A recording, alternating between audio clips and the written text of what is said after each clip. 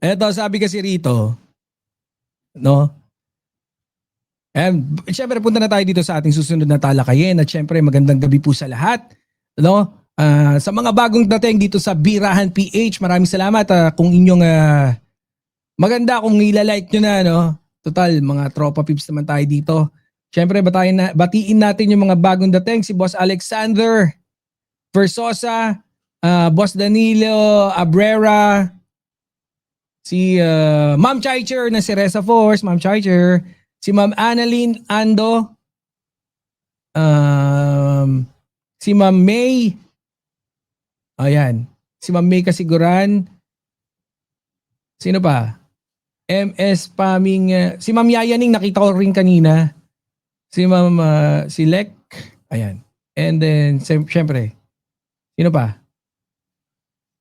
Ma'am Virgie Bajola, Boss B, si Ma'am Susan nandyan,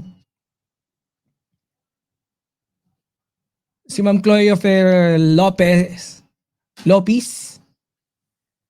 Okay, si Ate Tiger Eyes nabati na natin. Ayan, sige. Okay na tayo. Punta na tayo dito sa ating susunod na topic, no? Sabi dito, Lacson questions DSWD AX hikes during election years. Aba. Syempre, 'di ba? Ayan nga no, maraming nagsasabi. Ay hindi pala si si Magalong. Pero syempre, 'di ba? Okay 'yon kay Magalong kasi salamat sa iyo, Magalong, hayop ka. Salamat, hayop. Hindi kasi, 'di ba? Siya yung mga isa sa mga sumisita diyan, no? So pagka pwede natin pagbigyan. Ma'am Brenda Barton, ayan, nandiyan. Nabati ko kanina 'di ba? Ang sabi rito, Manila, Philippines, Senate President pro tempore Panfilo Lacson flag on Monday the supposed increase in the allocation for the Department of Social Welfare and Development, DSWD Assistance in Crisis Situation or AICS program during election years. Speaking at the Senate's marathon plenary debates on the 26 hirapan ako, layo hilapit ko na nga. Hindi ko kasi, paano ba? Hindi ko kasi makita. Siguro, ayusin kong ganyan. Para kahit dyan na lang. Eto, para at least mas malinaw. Speaking at the Senate Marathon's plenary debates on the 2026 budget of DSWD, Lacson pointed out that funding for AICS appears to stabilize only when there is no election. Aba, bumababa lang daw. Booking pala kayo, bukela kayo. No? Data presented at the Chamber's plenary session showed that from 2020 to 2025, the allocations for AIC is as follows. Noong 2020, 18 billion 240 ano ba yan? Paano babasahin to? 18,240 billion? Paano naging ganun? Pwede bang 18 billion, 18,000 billion? 23,560, wag na natin siguro 18 billion noong 2020, 23 billion noong 2021, 39 noong 2022, 36 noong 2023, and noong 2024, 30 billion, at noong 2025, 44 billion. So, may election noong 2022, medyo tumaas. From 10 billion yung itinataas kada may eleksyon. So, yan siguro yung talagang naobserbahan ni Senator Panfilo Lacson. Kasi nga naman, ayan kada eleksyon, na biglang tumataas ng billion. So may midterm election noong 2025 from 34 naging 44. At noong 2021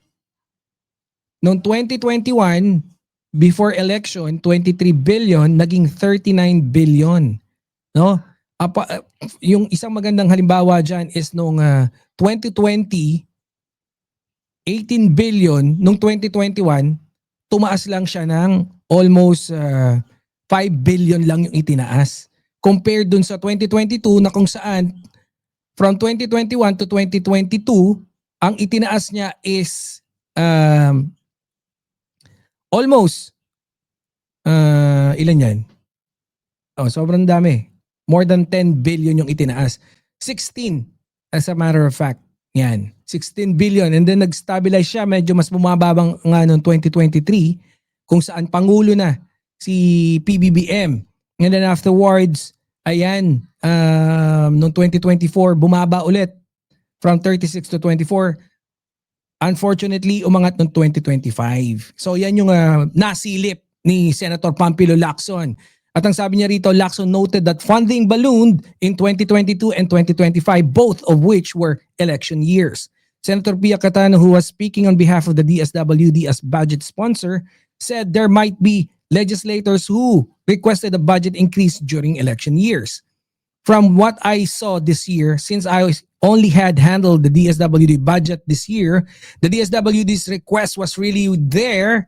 So to speak on behalf of the agency I represent, they will truly accept the request for additional funds because they are always requesting, said Cayetano. So far, to answer his honor's questions may be many legislators to make requests during an election year. I don't know, maybe that happens, she added. Ano ba? Pagtatanggol mo, hindi mo pala alam. Lacson meanwhile said this exactly his point, but Cayetano argued that it's not politically driven since the funding for AIX has long been in existence. Later, Lacson said the country's budget system needs to be fixed. For me, I am all for cash assistance, but it should be data-driven and part of a real program, not something whimsical, arbitrary, and politically motivated. It's about time we streamline this because it's being abused, said Lacson. Ang haba ng basahin na to. baka mapula tayo. Si Mayor Bico, nakita ko rin, basya ng basya.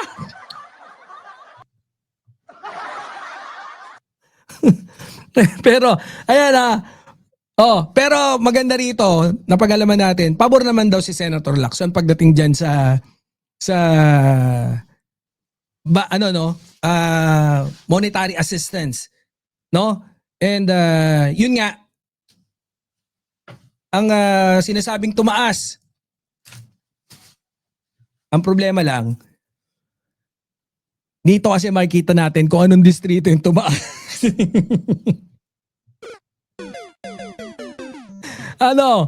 Dito parang iba pala gustong puntoy ni Senator Lacson eh. The Senate second top leader likewise named the following regions with the highest AIX allocation in 2025. Patay! Patay tayo dyan eh. Bukelya kayo kay Senator Lacson eh. Ang nangunguna, Davao City 2nd District. Patay! Pucha pa na yung nyo sa hindi mo pera to. Yung mga DDS na kupal na mga may pauso pa. MOOE, mga paganong-ganon, hindi mo pera to. Ito pala hingi ng hingi eh. Ang Davao City 2nd District. Sinabi pa na Davao City 1st District ang pangalawa. Batangas 1st District. Yan, basta wag na. The rest is history. Pero yung dalawang top leader, palakpakan ng mga sana lang ginastos nila kung saan dapat talaga gastusin yan. So wala tayong masasabi diyan kung ganun nga yun nangyari. Pero at least it's good to know na ang talagang nangunguna sa paghingi ng AIX. Kaya yung mga pautot nyo, yung gumawa pa ng mga merchandise pagdating diyan sa Davao City sa MOOE, sa AIX. Ayan. Magandang ebidensya na nung kada eleksyon ang nangunguna pala sa pagre-request sa AIX sa hindi mo pera yan, etong Davao City 2nd District at Davao City 1st District. Mga Duterte, palakpakan. Napaka very good nyo ha.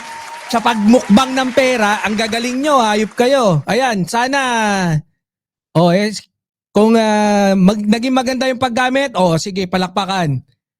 Pero pagka hindi, fuck you pala kayo.